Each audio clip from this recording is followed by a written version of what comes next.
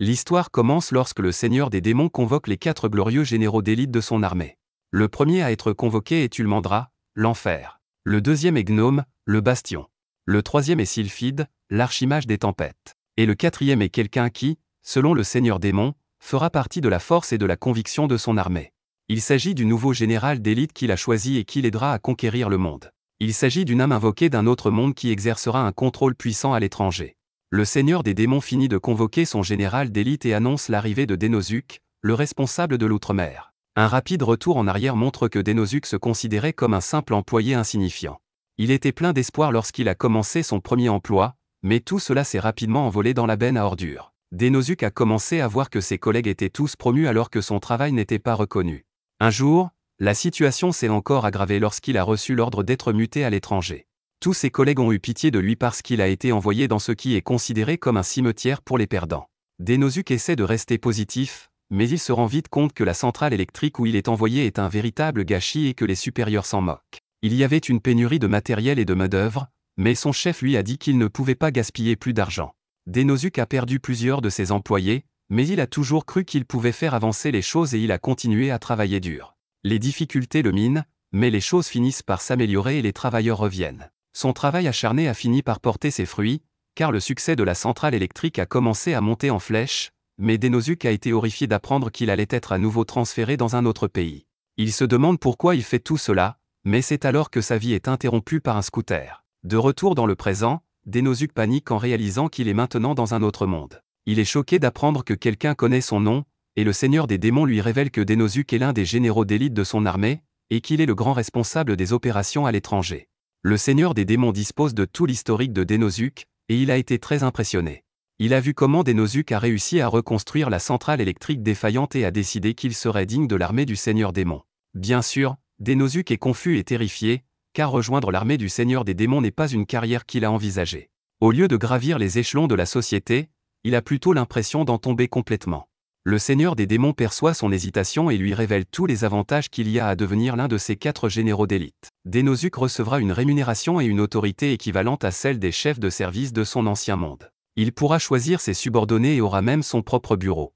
Les avantages sont, bien sûr, extraordinaires, et Dénosuke n'a vraiment aucune raison de se plaindre. Le seigneur des démons lui propose même de le renvoyer dans son ancien monde s'il refuse.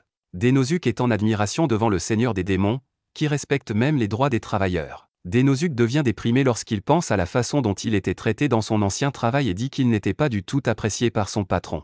Il ne pouvait jamais répondre à leurs attentes, et ceux qui ne pouvaient pas contribuer à l'organisation étaient considérés comme des déchets. De ce fait, Dénosuke en est venu à se considérer comme une ordure, et il dit au seigneur démon qu'il n'est pas digne de l'armée du seigneur démon. Dénosuke continue de se rabaisser, mais le seigneur des démons ne veut rien entendre. Il traite les anciens patrons de Dénosuke d'imbéciles et dit que les imbéciles n'accordent de valeur qu'à ce qu'ils voient. Il ne prête aucune attention au travail effectué en coulisses. Le seigneur des démons, lui, a vu le travail de Dénosuke, et il pense qu'il peut faire ressortir tout le potentiel de ce salarié. Il dit que ce n'est pas à Dénosuke de déterminer s'il est inutile ou non, ni à ses anciens patrons. Le seigneur des démons dit que c'est lui qui prendra cette décision car c'est lui qui a besoin de Dénosuke. Il explique ensuite que le salariement a 2 options, gâcher sa vie en travaillant pour des imbéciles, ou servir le seigneur démon et viser le ciel. Dénosuke ne sait pas trop quoi dire, mais il est interrompu par Ulmandra. Elle a une objection, car elle ne voit pas comment un faible humain pourrait servir comme l'un des 4 généraux d'élite. Les autres objectent également, et Dénosuke se range à leur avis. Le seigneur démon fait preuve d'un grand sens du commandement en prenant en compte leurs opinions, et Dénosuke est choqué lorsque le seigneur démon décide de le mettre à l'épreuve. Dénosuke tente désespérément d'expliquer qu'il n'a aucun pouvoir, mais les autres sont enthousiasmés par l'idée. Ulmandra a entendu dire que les humains d'autres mondes avaient des pouvoirs spéciaux, et elle veut en avoir le cœur net. Elle met Dénosuke à l'épreuve en lui assénant son coup le plus mortel, et il comprend que sa mort est inévitable. Heureusement pour lui, le seigneur des démons arrête la folle fille du feu.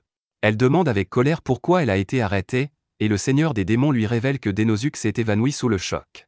Il est clair qu'il n'est qu'un humain ordinaire, et le seigneur des démons explique que Dénosuke n'a aucun pouvoir. Bien sûr, cela suscite encore plus d'objections de la part des autres, car un humain incompétent ne sera jamais accepté par une armée remplie de monstres puissants.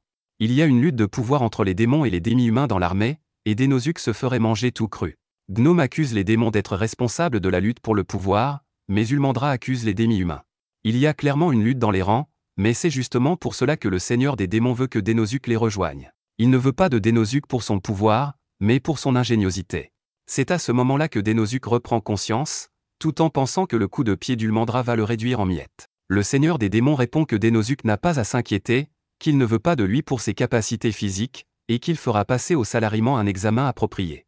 Cela reste assez terrifiant car Denosuke se rend compte qu'il s'agit d'un examen d'entrée dans un autre monde. Le seigneur des démons entre dans les détails et explique que son armée tente de conclure des pactes avec plusieurs tribus entourant leur terre. Malheureusement, les négociations avec une tribu en particulier ne se passent pas très bien.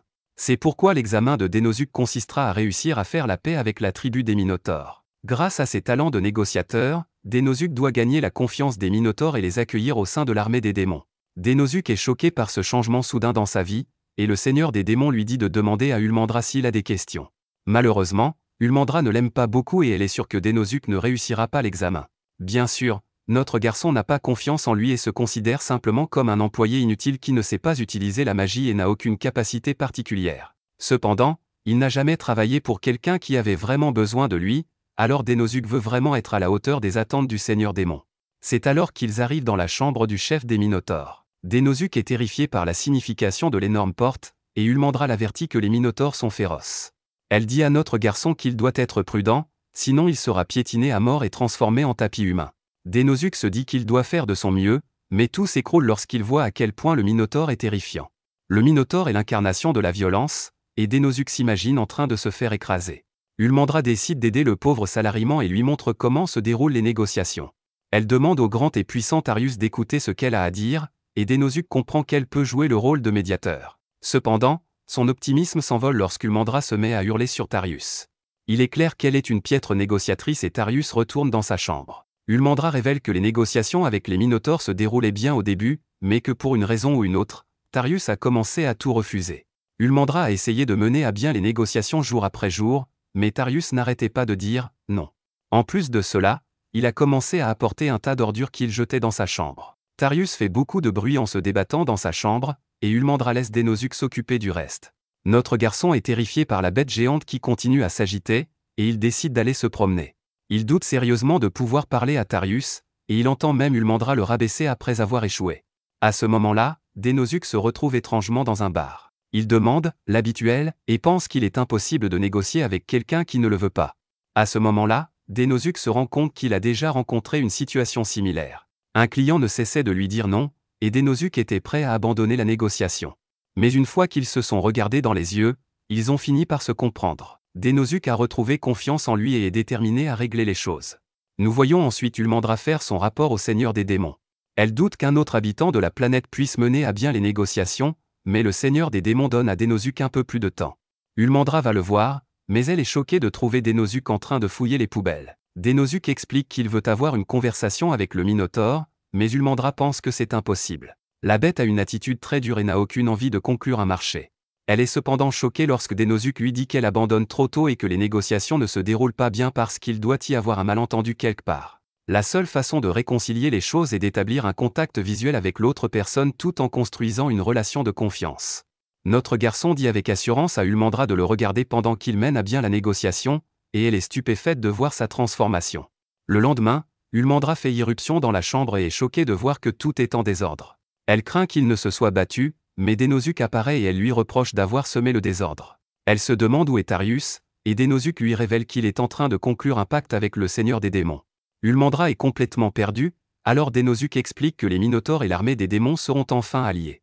Ulmandra refuse de croire que Denosuke a pu mener à bien les négociations en une seule nuit, d'autant plus que Tarius s'est montré très difficile pendant tout ce temps. Denosuke explique qu'il faut se connaître soi-même pour connaître son ennemi, mais elle n'a aucune idée de ce qu'il veut dire. Il clarifie encore les choses en montrant qu'Ulmandra pensait que Tarius refusait les négociations, alors qu'elle pensait qu'il les refusait parce qu'il ne cessait de dire non à tout. Denosuke explique que le Minotaure pensait en fait que les négociations se déroulaient bien. Ce qui a aidé Denosuke à comprendre le problème, c'est son expérience avec quelqu'un qui lui disait non encore et encore. Denosuke avait beau essayer, il ne parvenait pas à convaincre ce chef d'entreprise d'accepter les négociations.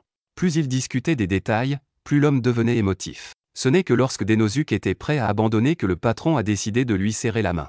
Il s'est avéré que l'homme aimait simplement avoir des conversations animées et qu'il voulait entendre le plus de détails possible. Dans certains pays et certaines cultures, il est bon d'être émotif et passionné, d'où le malentendu. Lorsque Dénosuke a regardé Tarius dans les yeux et en a vraiment parlé, il a tout découvert. Tarius était simplement passionné, mais Ulmandra a compris qu'il voulait se battre. C'est pourquoi il s'est encore plus énervé lorsqu'elle a menacé de mettre fin aux négociations à cause de son comportement.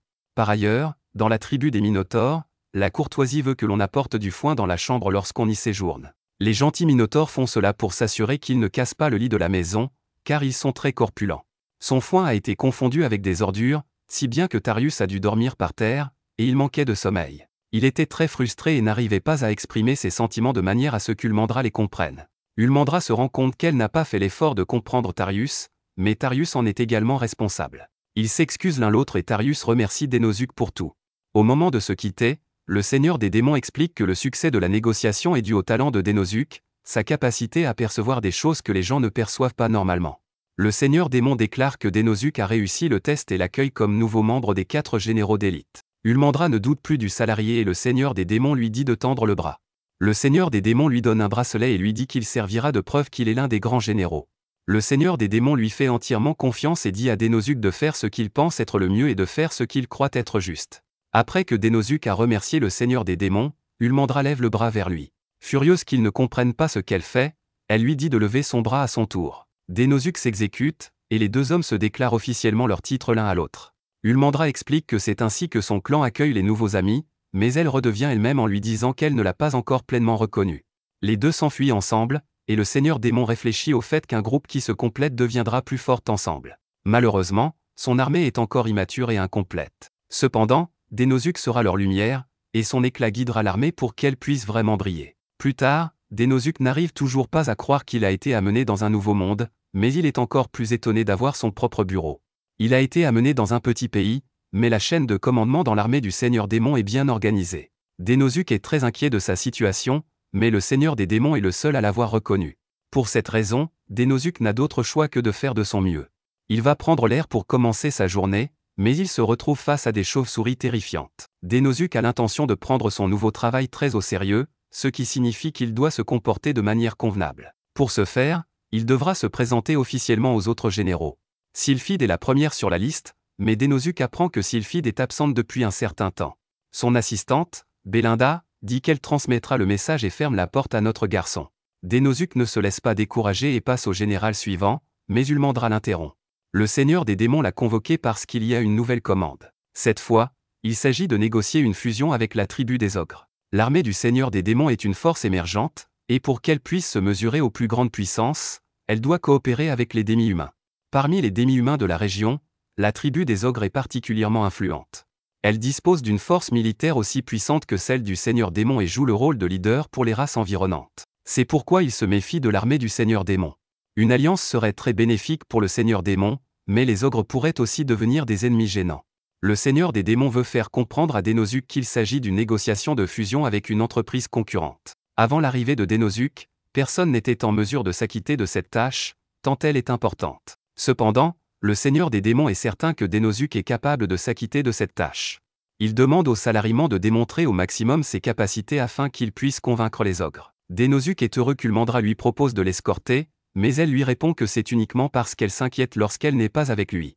Avant de partir, Dénosuke aimerait rencontrer Gnome, l'autre général. Gnome dirige les forces démi-humaines de l'armée du Seigneur démon, et elle pourrait avoir des informations précieuses car les ogres sont aussi des démi-humains. Ulmandra refuse de l'accompagner et dit qu'elle doit de toute façon préparer leur voyage. Dehors, Dénosuke est étonné de voir des entraînements en cours. Gnome félicite ses troupes pour leur progrès rapide et leur accorde une pause. Dénosuke n'en revient pas de voir à quel point les démi-humains sont organisés, et il voit clairement que leur morale est très élevée. Le fait que le gnome soit capable de commander un groupe aussi important est également très impressionnant. Dénosuke peut enfin se présenter, et il explique que la tribu des ogres sera sa prochaine cible. Gnome explique que leur chef est un adversaire très coriace, en raison de sa bravoure et de son audace.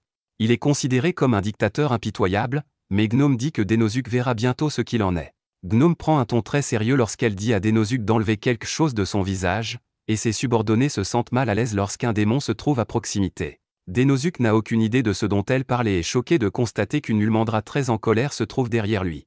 Elle dit qu'elle s'inquiète pour lui, mais se corrige rapidement en disant que ses fesses lentes prennent trop de temps. Gnome dit à Dénosuke d'enlever cette chose de son visage, mais cela ne fait qu'inciter les filles à se disputer. Plus tard, Dénosuke et Ulmandra doivent attendre la permission du chef des ogres devant leur porte. La tension est à son comble et Dénosuke se rend compte qu'il s'agit d'une situation identique à celle qu'il a connue dans son emploi précédent. Il est clair que le jeu des négociations a déjà commencé avant même d'arriver à la table. Dénosuke explique à Ulmandra que faire attendre l'autre groupe est une tactique de négociation courante. Il est primordial de rester calme, mais Ulmandra en a assez qu'on joue avec elle. C'est alors qu'ils sont autorisés à entrer, et Ulmandra dit au salariement de ne pas baisser sa garde. Les ogres sont une race exceptionnelle, et leur puissance est comparable à celle de l'armée des démons. Ulmandra lui rappelle que leur plus grand souci sera le chef lui-même, nommé Ogret. Dénosuke ne peut que se demander quel genre de bête est le chef lorsqu'ils entrent dans sa chambre. Ogret a l'air redoutable et il interrompt la présentation d'Ulmandra. L'ogre grossier la traite de gueuse et lui demande d'arrêter de jacasser autant. Il déclare que tant qu'il vivra, il ne lui permettra pas de parler, de répondre, de bouger ou de faire quoi que ce soit. Ulmandra se tait, et Dénosuke est choqué de voir son ami au tempérament court se retenir. Ulmandra est la prochaine à être choquée, car Ogret suppose qu'ils sont ici pour se rendre à son armée. Le chef au sang-froid accepte leur reddition, mais seulement s'il lui apporte la tête du seigneur démon. Ulmandra s'apprête à s'emporter contre ce type, mais Dénosuke parvient à la calmer. Ogret poursuit ses insultes, mais heureusement, Dénosuke s'avance. Il remercie calmement Ogret et lui dit qu'ils prendront le temps de réfléchir à l'offre. Dehors, Ulmandra laisse éclater sa colère et engueule le chef. Dénosuke tente de la calmer et lui explique que c'est ce que veut Ogret. Son but est de les mettre en colère pour que les négociations échouent. Ulmandra est choquée par la clairvoyance de Dénosuke, qui lui explique qu'Ogret n'a pas l'intention de négocier. Il veut aussi éviter les conflits, et c'est pourquoi il tient des propos antagonistes. Ainsi, si l'accord n'aboutit pas, il n'en sera pas responsable. Il pourra blâmer les négociateurs envoyés par le seigneur des démons et ne pas s'en prendre à lui-même. Dénosuke révèle qu'il est tout aussi contrarié d'avoir entendu Ogret insulter leur armée, mais il sait qu'il désavantagerait le seigneur démon s'il montrait sa frustration. S'ils se trompent tous les deux maintenant, les ogres pourraient s'en servir comme prétexte pour s'allier à d'autres nations.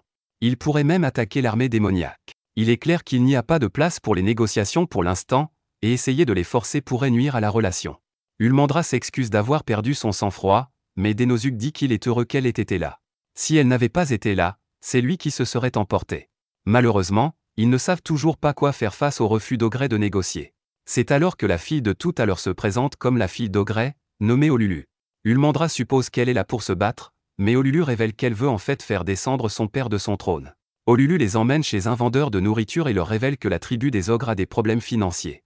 Leur tribu n'a plus l'influence qu'elle avait autrefois, et certains de leurs membres ont même du mal à trouver de la nourriture. Ulmandra est choqué de voir le véritable génie de Dénosuke, car il avait déjà une idée de ce qui se passait.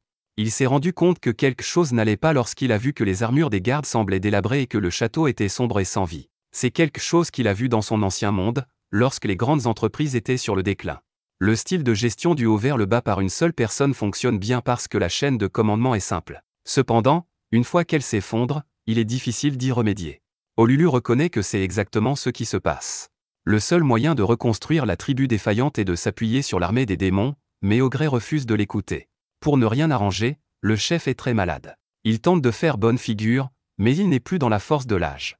Olulu sait que les choses vont empirer si son père meurt, et elle veut désespérément que quelque chose soit fait. Dénosuke, qui semble avoir changé, explique que si Olulu a de bonnes intentions, ses actions sont imparfaites.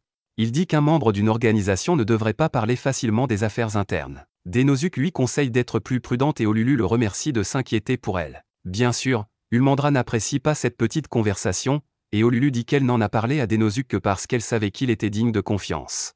Olulu décide alors d'aller de l'avant et demande à Dénosuke de l'épouser et de devenir le nouveau chef de la tribu des ogres. Ulmandra est encore plus contrariée, mais Olulu sait que Dénosuke est le seul à pouvoir sauver leur tribu. Tous les membres du clan ont la tête dure et sont influencés par son père. Leur mariage est la seule solution, mais Ulmandra dit qu'ils prendront le temps d'y réfléchir. De retour chez lui, Dénosuke se rend compte que son deuxième emploi est déjà un gâchis. C'est alors qu'il se retrouve de nouveau au bar. Cette fois, Ulmandra est là, et elle discute avec tout le monde pour savoir qui est l'animal sauvage le plus fort. Elle pense que c'est le lion, mais le barman dit que c'est le gorille. Les deux se disputent pour savoir lequel est le plus cool, et Ulmandra dit qu'un groupe de lions appelé « Fierté » est le plus cool. Les mots « groupe » et « fierté » semblent donner une idée à Dénosuke, qui se retrouve de nouveau au château. Le fait d'être au bar lui a redonné confiance en lui et il déclare qu'il est temps de régler le compte. Le lendemain matin, Ulmandra est heureuse d'apprendre que Dénosuke a trouvé une solution. Elle s'apprête à retourner dans la tribu des ogres, mais Dénosuke lui annonce qu'ils iront ailleurs. Si tout se passe comme prévu, c'est le chef des ogres lui-même qui organisera la négociation. Une semaine plus tard, Ogret appelle les deux héros à le rencontrer. Dénosuke fait semblant de ne rien comprendre, mais Ogret lui dit d'arrêter de jouer la comédie. Il demande pourquoi les autres tribus viennent de rejoindre l'armée des démons, et Dénosuke laisse échapper un sourire narquois. Il s'avère que le plan de Dénosuke était de recruter d'abord les autres races. Comme il le pensait, les autres tribus étaient également en difficulté, car elles dépendaient de la tribu des ogres avant qu'elles ne s'affaiblissent. C'est pourquoi Dénosuke décida de s'adresser à toutes les régions entourant la tribu des ogres. Dénosuke n'en est pas à son premier coup d'essai. Dans son ancien monde, il a appris qu'en essayant d'approcher une grande entreprise par la porte d'entrée comme un idiot, on se faisait éjecter. Au lieu de cela, il s'adressait d'abord aux petites et moyennes entreprises. Il leur a présenté ses arguments de vente et les a incités à acheter ses produits. Après avoir connu le succès, les grandes entreprises ont finalement commencé à s'acheter elles-mêmes. En effet, elles ne voulaient pas que les petites entreprises aient de nouveaux produits alors qu'elles conservaient les anciens. Dénosuke savait que si les tribus environnantes rejoignaient l'armée des démons, l'orgueilleux Ogret serait contraint de faire quelque chose. La première partie du plan de Dénosuke est un succès total, et il est maintenant temps de conclure l'affaire. Le chef exprime sa frustration en déclarant que cette région est gouvernée par la tribu des ogres. Il est complètement hors de lui, et c'est exactement ce que voulait Dénosuke. Ogret devient de plus en plus émotif et de moins en moins logique. Dénosuke explique que les négociations sont perdues par ceux qui perdent leur sang-froid en premier. Dénosuke garde son calme et explique que le seigneur démon n'est pas le seul à avoir participé au recrutement de l'autre tribu, il y a aussi la tribu des ogres. Ogret est furieux, car il n'a rien fait de tel, mais Dénosuke révèle que c'est en fait grâce à Olulu. Elle s'est chargée d'organiser les négociations avec les tribus environnantes. Ogret ne comprend pas et Olulu lui explique que leur priorité absolue doit être la vie et l'avenir des demi-humains. Le seul moyen de résoudre leurs problèmes est de compter sur l'aide de l'armée des démons. Ogret essaie de continuer à s'entêter, mais Olulu lui dit qu'elle l'a toujours admiré. Malheureusement, le chef des ogres, qui était autrefois invincible, est maintenant vieux et malade, et ils doivent maintenant accepter l'aide du seigneur des démons. Dénosuke voit bien qu'il hésite encore, alors il lui dit qu'au lieu de faire de l'ogre le subordonné du seigneur des démons, il pourrait simplement former une alliance. C'est pratiquement la même chose, car le seigneur des démons est un chef juste, mais Dénosuke sait que la formulation est importante pour l'ogre orgueilleux. Les manières de Dénosuke étant parfaitement rodées, l'ogre dit qu'il prendra le temps de réfléchir à leur offre. Ulmandra se demande si c'est vraiment une bonne chose, mais Dénosuke voit bien que l'ogre connaît déjà sa réponse, il a juste besoin de temps pour la dire. Tout le monde s'en va, et Ogret est fier de voir à quel point sa fille a grandi. Quelques jours plus tard, Ulmandra informe Dénosuke qu'Ogret a demandé à lui parler pour finaliser l'accord. Elle voit que Dénosuke est accablé, et il explique que le seigneur démon a donné un autre ordre, il veut que Dénosuke choisisse un subordonné direct, mais le salariman ne sait pas qui choisir, il ne peut pas dire grand-chose à partir des CV, et Ulmandra suggère qu'il se fie à son intuition. Il aimerait pouvoir choisir Ulmandra, et elle lui répond qu'ils viennent juste de se rencontrer. À ce moment-là, Olulu arrive en tant que représentante de la tribu des ogres et remercie Dénosuke d'avoir aidé les deux tribus à former une alliance. Depuis, son père délègue même le travail aux personnes les plus compétentes de leur tribu.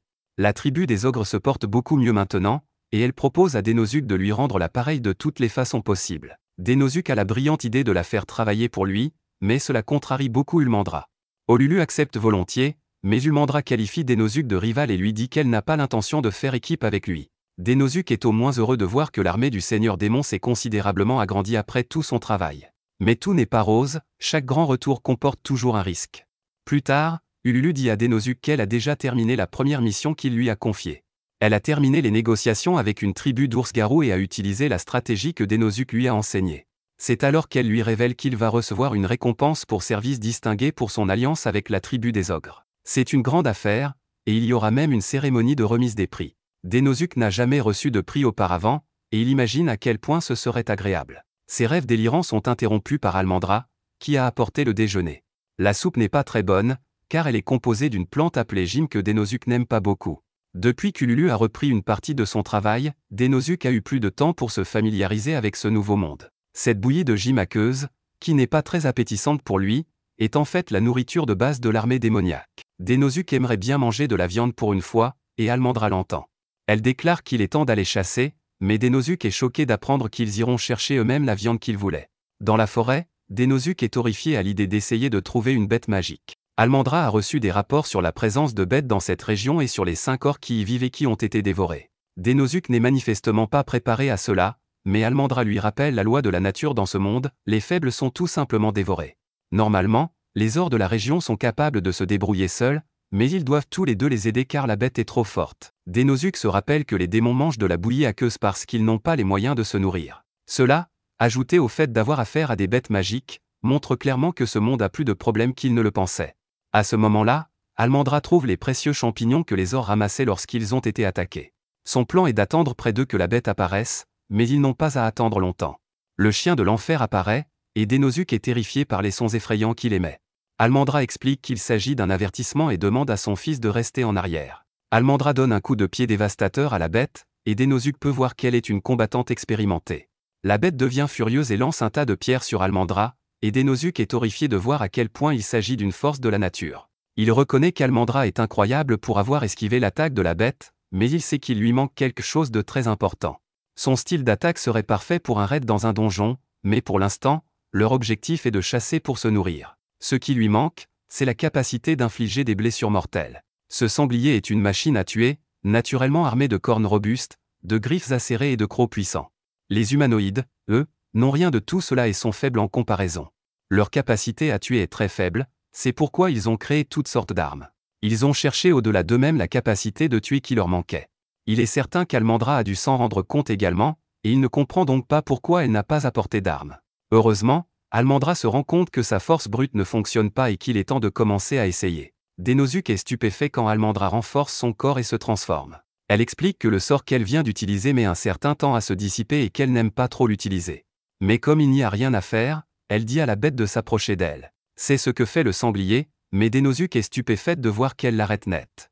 Elle sait qu'elle doit faire attention, sinon elle risque de lui ouvrir l'estomac et de le rendre immangeable. C'est pourquoi elle fait un geste fou en lui brisant le cou tout en le tenant en l'air. Le sanglier est complètement vaincu, et Denosuke est stupéfait de voir ce que les démons peuvent vraiment faire. Almandra déclare qu'il est temps de festoyer, mais Denosuke n'a pas beaucoup d'appétit après ce qu'il vient de voir. Plus tard, les ors remercient Almandra, et elle leur dit qu'ils vont tous festoyer ensemble. Denosuke n'arrive pas à croire qu'ils soient tous si heureux de manger une bête qui leur ressemble, et l'un des ors a déjà commencé à démonter la bête. Denosuke est impressionné par le fait qu'Almandra sait aussi cuisiner, et elle a l'intention de lui montrer le meilleur plat de viande du pays. Denosuke n'a mangé que de la bouillie de gym depuis qu'il est arrivé dans ce monde, il est donc impatient de manger de la viande.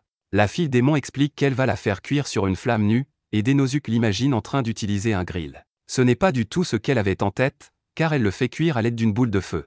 Cela n'a pas l'air appétissant du tout, et pour Denosuke, cela ressemble plutôt à un mystérieux objet brûlé.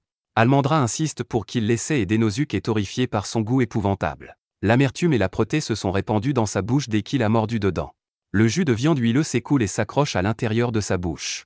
La mauvaise technique de cuisson est à blâmer, et Denosuke n'était pas préparé à un tel choc culturel Isekai. Denosuke trouve un four qu'ils peuvent utiliser, mais Almandra dit qu'il n'y a pas assez de sel pour améliorer la saveur de la viande. Denosuke a une idée géniale et demande à tout le monde de lui laisser le soin de cuisiner. Il explique qu'il n'a pas besoin de trop de sel et qu'il lui suffit d'avoir des champignons comestibles. Un peu plus tard, Denosuke révèle que sa brochette de sanglier grillé et sa soupe de sanglier aux champignons sont enfin prêtes. Almandra est la première à y goûter, et c'est tellement bon que ses vêtements en tombent en lambeaux. Heureusement, cela n'a pas le même effet sur les ors, mais ils reconnaissent que c'est délicieux.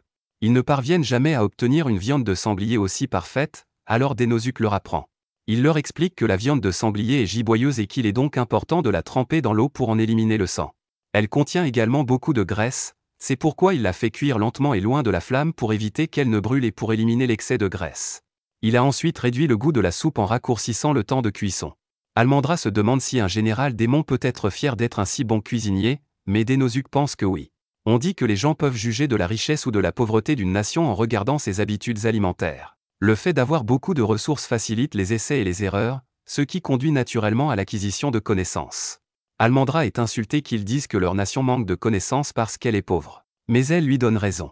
Comparée aux puissances environnantes, leur nation est petite et faible, à tel point que leur peuple n'a pas assez à manger. Almandra est déterminée à changer cela, car c'est le rôle des généraux d'élite. Denosuke est tout à fait d'accord avec elle, et Almandra n'arrive pas à croire qu'il l'ait amené à réfléchir à tout cela en un seul repas. Ils se préparent à rentrer chez eux dans l'obscurité et Almandra leur montre la source de lumière qu'ils vont utiliser. Elle leur explique que la magie est inaccessible aux demi-humains et qu'elle n'est utilisable que par les démons. Denosuke se souvient que les demi-humains s'entraînaient au combat et comprend que c'est parce qu'ils ne peuvent pas utiliser la magie. Denosuke se demande si Sylphide est un démon ou un demi-humain, mais Almandra ne le sait pas vraiment. Elle est connue sous le nom d'Archimage des Tempêtes, et Almandra en déduit qu'il s'agit forcément d'un démon. Pour une raison ou une autre, Sylphide n'assiste jamais aux réunions des 4 de l'élite, et elle est la seule à les rejoindre à distance. Alors qu'ils rentrent chez eux, Denosuke est impressionné par la magie de Sylphide, mais il se souvient qu'elle avait dit qu'elle n'était pas pratique. Elle change son corps grâce à la magie, mais le temps de retour à la normale est un inconvénient. Le génie Denosuke lui explique qu'il serait plus efficace de s'équiper d'armes dès le départ. Comme pour la cuisine, allumer un four à l'avance permet d'éviter que les aliments ne brûlent. Denosuke ajoute qu'il serait également plus judicieux de remplacer ses vêtements légers et révélateurs par une armure plus protectrice. Il s'avère que ce n'est pas la bonne chose à dire, mais Almandra devient très sérieuse. Denosuke a peut-être raison, mais elle est profondément offensée. Sans explication, elle déclare que Denosuke restera ici et qu'il retournera au château du démon dans la matinée avec une escorte d'or. Denosuke ne comprend pas pourquoi, mais elle lui dit simplement qu'après avoir gagné une partie de sa confiance, il a fini par la décevoir. Comme elle s'y attendait au départ, Denosuke n'est finalement qu'un humain venu d'un autre monde. Son raisonnement efficace est tout simplement incompatible avec les démons. Almandra s'en va, mais notre garçon n'arrive toujours pas à comprendre ce qu'il a fait de mal. Denosuke décide alors de courir après elle pour s'excuser. Malheureusement, des bruits terrifiants proviennent de la forêt et il décide de prendre ses jambes à son cou.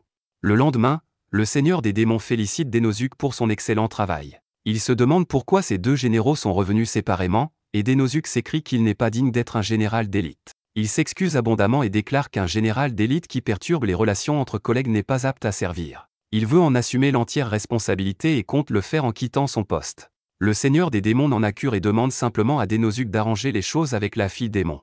Dehors, Denosuke essaie de réfléchir à ce qu'il a fait de mal. Son seul indice est qu'elle a mentionné que la pensée efficace est incompatible avec les démons. Jusqu'à présent, Denosuke a vu deux espèces dans ce monde, les démons et les demi-humains. Avant de venir ici, Denosuke avait l'impression que les démons étaient intellectuels et que les demi-humains, comme les ors, étaient sauvages. Mais dans ce monde, c'est l'inverse. En effet, les démons dévoilent plus de peau et sont beaucoup plus sauvages. Les vêtements reflètent beaucoup de choses, comme l'époque, la culture et même une façon de penser. Denosuke se demande quel est son mode de pensée et fait le lien avec la fierté qu'elle éprouve à l'égard de sa magie. Denosuke cherche désespérément la réponse dans un livre d'histoire et la trouve. Il s'avère que pour les démons, un corps bien formé est une source de fierté. En effet, un corps fort est nécessaire pour augmenter la puissance magique d'une personne. Plus ils sont forts, plus ils ont de pouvoir magique. Denosuke comprend que c'est pour cette raison que les démons portent des vêtements moulants, c'est pour montrer leur pouvoir magique et leur fierté. Il est horrifié lorsqu'il réalise où il s'est trompé. En lui disant de se couvrir avec plus d'armure, il a en fait rejeté ce qu'elle est en tant que démon. Il s'agit d'une incompréhension totale de la culture, et c'est quelque chose dont il aurait dû se souvenir en traitant avec Tarius. Denosuke a compris la vérité de ce monde, mais il n'a aucune idée de la façon dont il va réconcilier les choses avec Almandra. Ailleurs, Ululu est surprise par quelque chose, et elle craint qu'il s'agisse d'un dieu maléfique, mais ce n'est en fait qu'une Almandra très contrariée. Almandra s'écrie que Denosuke la déteste et qu'elle ne sait pas quoi faire. Elle pleure dans les bras d'Ululu et dit que Denosuke ne l'a pas complimenté sur son physique déchiqueté. Ululu la calme et lui explique que les valeurs de Denosuke sont simplement différentes des leurs. Il ne pense pas qu'exposer sa peau soit une bonne chose, mais Almandra trouve cela ridicule. Elle se demande ce qu'il pense d'elle et Ululu lui répond que c'est simple, il doit penser qu'elle est accro au développement de l'intrigue. Almandra est choquée et se rend compte que toutes les façons dont elle a essayé de se mettre en valeur jusqu'à présent se sont en fait retournées contre elle. Elle ne peut pas supporter d'avoir fait une si grosse erreur et se tourne vers Ululu pour lui demander conseil.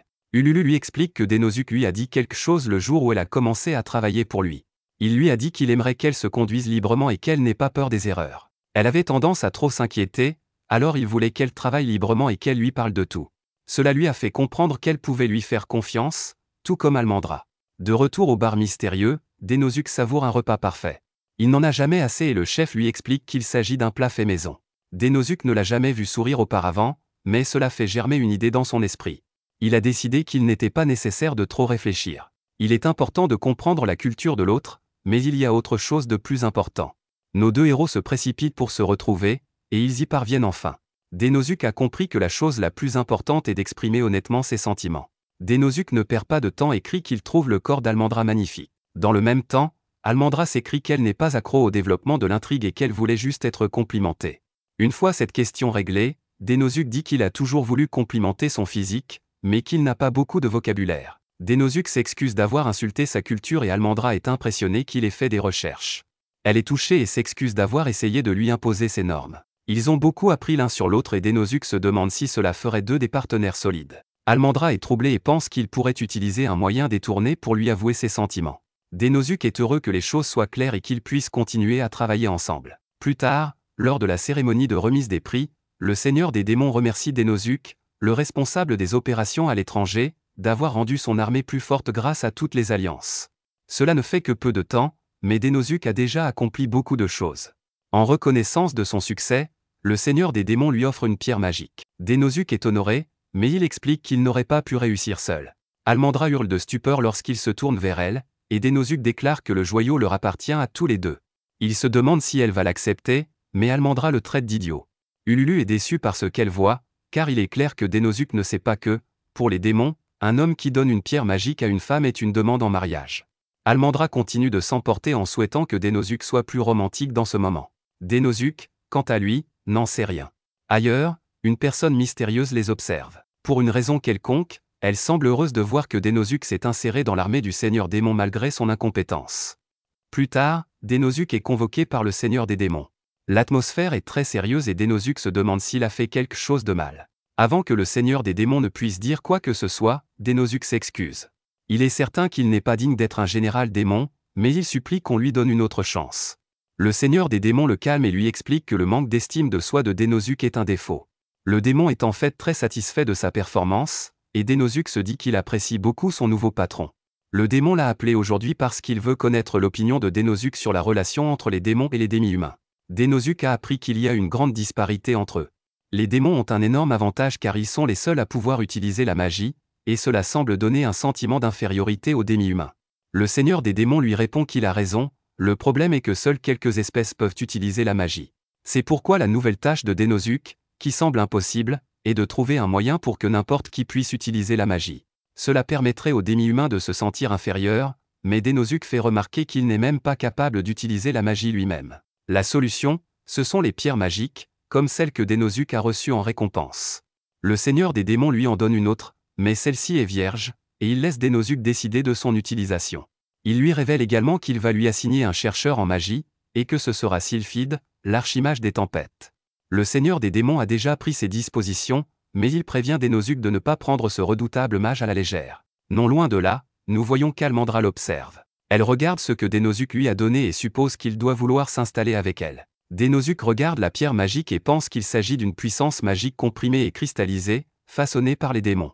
L'incroyable puissance magique qu'elle renferme peut être utilisée comme une ressource externe. Ululu lui fait remarquer qu'il a fait beaucoup d'heures supplémentaires ces derniers temps et lui recommande de partir plus tôt aujourd'hui. Il lui demande si les pierres magiques pourraient permettre aux demi-humains d'utiliser le pouvoir magique comme le font les démons. Ululu pense que c'est possible, mais elle ajoute que l'utilisation de la magie requiert des compétences et que le simple fait d'avoir un pouvoir n'est pas utile en soi. Dénosuke comprend alors qu'il va devoir faire de sérieuses recherches sur la magie. Pour ce faire, il doit surmonter sa peur et rendre visite à Sylphide. Lorsqu'il arrive dans sa chambre, Belinda est de nouveau là, mais elle n'a aucune idée de qui il s'agit. Dénosuke lui rappelle qu'il fait partie des 4 grands et lui explique qu'il est ici sur ordre du Seigneur des Démons. Belinda s'excuse de l'absence de Sylphide, mais Dénosuke dit que le Seigneur des Démons a prévu cette réunion pour eux. Belinda refuse de se répéter et demande simplement à Dénosuke de partir. Dénosuke ne peut rien y faire, elle lui dit donc au revoir, mais il l'empêche de fermer la porte. Comme il ne peut pas parler à Sylphide, il demande à parler à Belinda. À proximité, Almandra continue de le traquer et elle est horrifiée de le voir entrer seul dans une pièce avec une autre femme. Belinda est occupée, elle demande donc à Dénosuke de faire vite. Dénosuke dit poliment qu'il veut juste confirmer quelque chose, et il choque Belinda en concluant qu'elle est en fait Sylphide. Belinda le nie, bien sûr, mais notre garçon explique pourquoi il croit cela.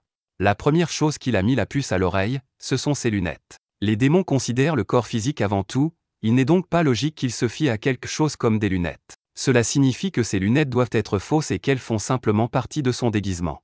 Deuxièmement, le nom de Belinda ne figure pas dans l'organigramme de l'armée démoniaque. Sa dernière raison est que le Seigneur Démon lui a dit que Sylphide aimait porter des déguisements afin d'éviter le travail. Toutes ces preuves ne lui laissent pas d'autre choix que d'admettre qu'elle est Sylphide. Cette fille est vraiment paresseuse, car elle porte des déguisements pour éviter d'avoir à travailler. Malheureusement, la visite de Dénosuke a un rapport avec le travail, mais elle ne veut pas le faire. Le Seigneur Démon lui a déjà dit qu'elle aiderait Dénosuke à fabriquer des outils magiques, mais elle ne veut pas fabriquer quelque chose qui existe déjà. Dénosuke est choqué, et elle lui propose de lui montrer quelque chose de spécial pour avoir vu à travers son déguisement. Sylphide lui montre un objet spécial fabriqué à partir d'un minerai facilement pénétré par le pouvoir magique et incrusté de pierres magiques. La magie y est tissée et il permet d'utiliser de nombreux sorts. Il permet aux non-magiciens d'utiliser la magie, et elle l'a créé après des années de recherche. Cela résout tous les problèmes, et Dénosuke dit qu'il devrait commencer à le produire en masse tout de suite. C'est là que le bâtiment blesse, car Sylphide révèle que la fabrication d'un seul exemplaire coûte 10 millions d'or. Denosuke essaie de faire les calculs, mais c'est peine perdue. Les pierres magiques sont déjà assez rares, mais cet appareil magique utilise des quantités considérables de pierres de qualité supérieure. Sylphide se moque de lui en l'encourageant à le produire en masse, sachant qu'il n'aura jamais le budget nécessaire. Denosuke comprend alors que le Seigneur des démons le savait depuis le début, et que le véritable travail de Denosuke est de trouver un moyen de produire l'appareil en masse. Sylphide dit qu'elle ne l'aidera pas avec de l'argent même s'il se met sur la tête. Le fait de se tenir sur la tête fait penser à Denosuke qu'il est à l'envers, ce qui l'amène à conclure qu'il devrait utiliser la pensée inversée. Il fait remarquer que l'appareil utilise plusieurs pierres magiques et qu'il peut donc permettre l'utilisation de plusieurs sorts, mais il a une meilleure idée. Ils peuvent fabriquer un objet qui ne permet d'utiliser qu'un seul sort. Denosuke pense que ce serait un bon moyen de faire une percée. En le comparant à son ancien monde, de nouveaux produits peuvent être créés en supprimant des fonctions au lieu d'en ajouter. Sylphide se met à penser que les pierres magiques de faible qualité peuvent être utilisées pour un seul sort, ce qui réduirait considérablement le coût. Sylphide est très impressionnée par notre garçon, car elle n'a jamais vu quelqu'un penser comme lui. Denosuke lui donne la pierre magique que le Seigneur des démons lui a donnée pour qu'il puisse l'utiliser comme prototype, et elle accepte de travailler avec lui. Sylphide révèle alors une porte cachée et déclare qu'elle restera debout toute la nuit pour fabriquer un nouveau dispositif magique. Elle dit que Denosuke se joindra à elle et l'entraîne dans son repère secret. À l'extérieur de sa chambre, Almandra n'arrive pas à croire que Denosuke prenne autant de temps. Elle craint qu'un homme et une femme ne soient enfermés ensemble dans une pièce et demande à entrer. Le lendemain matin, nous constatons que Denosuke est en très mauvais état. Il n'a pas cru que Sylphide l'obligerait à rester debout toute la nuit pour l'aider. La bonne nouvelle, cependant, c'est qu'ils ont réussi. Sylphide s'étonne elle-même, car il ne lui a fallu qu'une nuit pour réaliser son idée. Elle se demande si elle est un génie et appelle l'appareil « Rosemarin ». En limitant le nombre de sorts utilisables à un seul, ils ont considérablement réduit le coût. Ils pourront les produire en masse facilement, mais il faut d'abord les tester. Elle déclare que Denosuke sera le sujet du test, mais il a désespérément besoin d'une pause. Sylphide lui donne 1 heure, il prévoit donc de manger et de faire une sieste. Malheureusement, à la seconde où il ouvre la porte, Almandra fait irruption et l'assomme. Sylphide lui dit de se calmer, mais ils sont interrompus par Olulu. C'est une urgence, car elle révèle que plusieurs villes sont attaquées par une horde de monstrueux oiseaux à empreintes. Denosuke n'en a jamais entendu parler, alors les filles lui expliquent qu'il s'agit d'oiseaux féroces et massifs, incapables de voler. Comme ils sèment le chaos, le Seigneur des démons leur a ordonné d'exterminer les monstres. Almandra étant la plus forte, les filles l'entraînent avec elle, car elles devront se rendre dans au moins 3 villages. Almandra ne veut pas y aller, mais Sylphide y voit l'occasion de tester un nouveau dispositif magique. Elle emmène Denosuke sur le terrain d'essai idéal, mais il lui rappelle qu'ils sont là pour exterminer des monstres. Sylphide le sait, et elle règle l'appareil pour permettre l'utilisation d'un simple sort de feu. Elle dit à Denosuke de se dépêcher de le tester, le rassurant sur le fait qu'il n'y a aucune raison de s'inquiéter. Elle a déjà effectué une analyse de sécurité sur l'appareil et, en cas de problème, il ne perdra qu'une main. Denosuke se prépare à l'utiliser et Sylphide lui explique que le son qu'il émet n'est que le son d'activation. Sylphide lui demande d'imaginer que la pierre fait partie de son corps et de rassembler la puissance dans sa main droite. Il doit simplement accepter que c'est naturel, tout comme retenir sa respiration. Denosuke réussit à lancer une boule de feu, et il est choqué de voir que même lui peut utiliser la magie. Mais ce n'est que la première partie du test, car Sylphide veut maintenant qu'il combatte les oiseaux à empreintes. Bien sûr, Denosuke est horrifié, car il ne s'est jamais battu auparavant, mais Sylphide lui dit de se dépêcher de lancer le sort avant qu'il ne soit piétiné. Denosuke se surprend à porter une attaque, mais la bataille n'est pas terminée. Il lance un barrage de boules de feu et se réjouit de voir que, grâce à ce dispositif magique, même quelqu'un d'aussi impuissant que lui peut être utile au combat. C'est alors que l'appareil s'éteint et que Denosuke est sur le point d'être vaincu. Sylphide le protège au dernier moment et il se prépare à reprendre l'offensive. Malheureusement, il ne peut pas activer l'appareil pour une raison quelconque, et Sylphide doit le protéger à nouveau. Il s'avère que l'appareil a été surchargé et qu'il a complètement brûlé. Il semble qu'une pierre de qualité inférieure ne fonctionnera pas après tout. Ils parviennent à repousser les monstres, mais Sylphide déclare que leur expérience a échoué. Plus tard, les habitants cuisinent certains des oiseaux qui ont été vaincus. Denosuke pensait que tous les demi-humains étaient physiquement forts, il est donc surpris de voir que certains sont minuscules. Sylphide lui explique qu'ils sont également très faibles. Ils mènent une existence modeste, mais ils sont toujours joyeux et gentils. Sylphide réfléchit à la raison pour laquelle elle a décidé de fabriquer des objets magiques. Elle a quitté la maison quand elle était jeune et quelques demi-humains l'ont aidée pendant qu'elle errait. Ils ne pouvaient pas utiliser la magie et vivaient dans la pauvreté, alors elle a commencé à développer des objets magiques parce qu'elle voulait les aider. Malheureusement, lorsqu'elle s'est retrouvée très occupée par son travail, elle a oublié ce sentiment. Elle a perdu de vue le sens de ses recherches, mais aujourd'hui elle est remotivée. Elle explique que les chercheurs veulent vraiment sauver les faibles, alors tous les deux doivent faire en sorte que leur plan réussisse. Heureusement pour eux, ils auront une autre chance, car les oiseaux reviendront sûrement. La question est de savoir comment ils vont exterminer les monstres sans épuiser les pierres de qualité inférieure. À ce moment-là, Denosuke se retrouve à nouveau dans le bar. Almandra est là, en train de se bourrer la gueule, mais Denosuke aimerait qu'elle savoure davantage son verre. Denosuke se régale d'une délicieuse viande d'organe, mais il se souvient qu'on l'a jetée autrefois lorsque sa saveur n'était pas encore bien connue. Cela lui rappelle que, selon l'usage que l'on en fait, même les choses qui semblent inutiles au premier abord peuvent se révéler précieuses. Cela lui donne une idée, et à son retour, il demande à Sylphide si elle peut faire 10 rosmarins de plus ce soir. Elle peut les fabriquer mais dit qu'elle n'a pas l'équipement nécessaire pour les améliorer. Étonnamment, Denosuke répond qu'ils n'ont pas besoin d'être améliorés, qu'ils sont très bien tels qu'ils sont. Denosuke prononce alors sa phrase fétiche en déclarant qu'il est temps de régler le compte. Le lendemain, Denosuke attend l'armée d'oiseaux et dit à Sylphide d'être témoin de sa percée. D'un claquement de doigts, Denosuke active les 10 rosmarins disséminés sur le champ de bataille, et les oiseaux s'arrêtent pour une raison inconnue. Le rosmarin fait un bruit lorsqu'il s'active, et Denosuke a remarqué que les oiseaux n'aimaient pas ce bruit lors de leur expérience. Grâce à ce bruit, ils parviennent à faire fuir les oiseaux. Le plus beau, c'est que la production de ce son ne consomme pratiquement aucune énergie de la pierre magique. Les bêtes nuisibles peuvent être chassées sans même utiliser la magie, et les pierres magiques peuvent être utilisées pendant de longues périodes sans être consommées. C'est un objet magique qui remplit à la fois les critères de coût et d'efficacité. Il est si efficace qu'il peut même chasser les porcs et les loups de l'enfer. Sa distribution dans d'autres villages permettra de réduire les dégâts causés par les bêtes et d'augmenter les récoltes. Denosuke termine sa présentation au Seigneur des démons, qui est très impressionné. Le problème des monstres a été résolu, et c'est grâce à leur formidable travail d'équipe, les capacités de recherche de Sylphide et la créativité de Denosuke. Le Seigneur des démons est tellement satisfait qu'il ordonne que la rosmarine soit produite en masse et distribuée immédiatement dans les villages. Plus tard, Denosuke remercie Sylphide pour son aide, mais elle dit qu'elle n'en a pas besoin. Denosuke l'a aidé à faire avancer ses recherches, mais plus important encore, il lui a rappelé le véritable but de son travail. Sylphide le remercie et lui promet de l'aider en retour, mais seulement si elle en a le temps. Avant de partir, Sylphide donne à Denosuke un appareil magique. Il est conçu pour le combat et lui permet d'utiliser la magie du feu. Elle a amélioré ce modèle pour qu'il puisse tirer 30 coups au lieu de 10. Denosuke est stupéfait qu'elle ait eu le temps de le fabriquer, mais elle lui rappelle qu'elle est un génie. Denosuke retourne ensuite faire des heures supplémentaires, mais Almandra l'assomme à nouveau. Elle est furieuse contre lui pour l'avoir laissé se méprendre sur lui et Sylphide, mais elle lui pardonne après s'être souvenue de ce qu'il lui a donné. Almandra voit qu'il est inconscient pour une raison quelconque, et elle jure de se venger de Sylphide pour lui avoir fait ça.